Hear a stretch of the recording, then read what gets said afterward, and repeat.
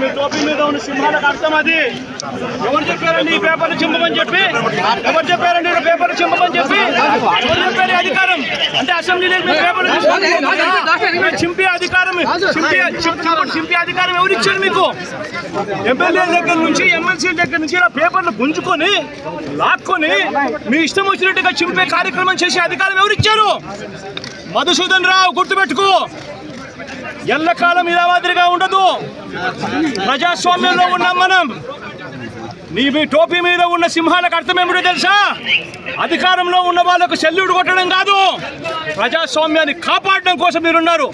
గుర్తుపెట్టుకోండి.